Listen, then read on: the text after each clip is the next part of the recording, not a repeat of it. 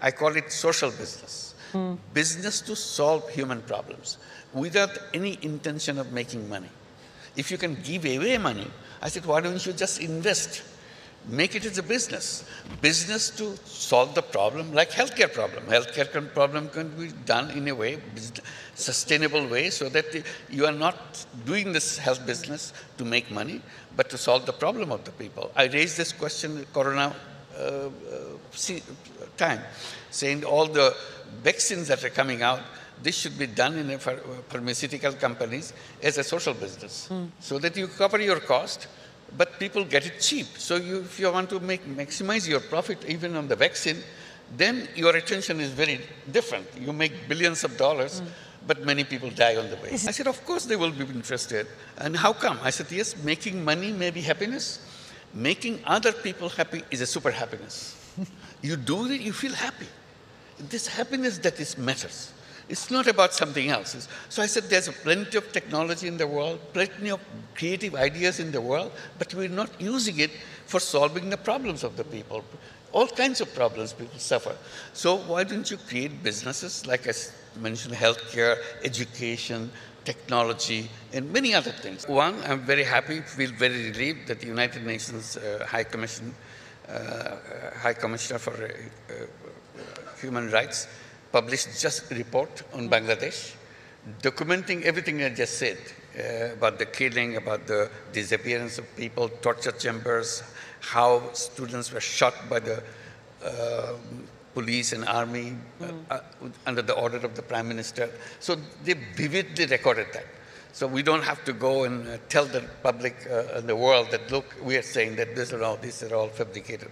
So we have a United Nations document on that. So that's a relief. We want to start rebuilding those faults that we have in the system so that it doesn't repeat that. So this is one of the things that we want to make sure. And the other things is broad international support that we got from everywhere. Everybody wanted to support that, to rebuild. We say we want to build a new Bangladesh. The old Bangladesh is completely corrupt. It's a corruption-ridden, billions of dollars taken away. We are trying to get this money back. It's a very complicated procedure. Concentrating on my work, as I do, on issues, microcredit, social business, how to transform the economy completely, overhaul the things. In a way, it changes the perspective of the entire world. So while I was doing this, I was designing the Paris Olympic as a social business Olympic. So that is good for people, you know, just entertaining and so on. And they were very happy to work together to design that. So I was in Paris. I was called back from home that you come back home because this is, something happened.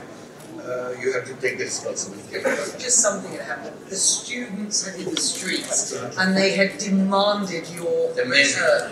Amazing. Students came up, offered their bodies and said, shoot us as many as you want, but we're not going away. You have to leave the country, you have to leave it to the people who deserve better. And so there's a tremendous outburst against the government. And the students won. There was Prime Minister, the previous Prime Minister, she left the country. At that point, I was called to come in.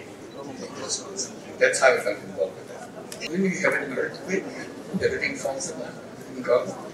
So after the earthquake, you try to take big break. This is our situation. Economy, society, administration, everything fell apart. So our job is to rebuild piece by piece. To give an example, the banking system. Banking system was completely collapsed. $16 billion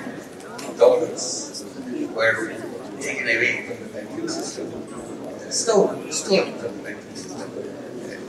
And in total, there are $17 billion per year which shifted away from Bangladesh by over-invoicing, under-invoicing, all kinds of corrupt practices and so on.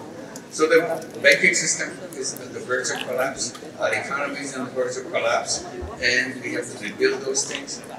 Our international reserve situation fell to the deepest point, so we have to rebuild that on the economic side.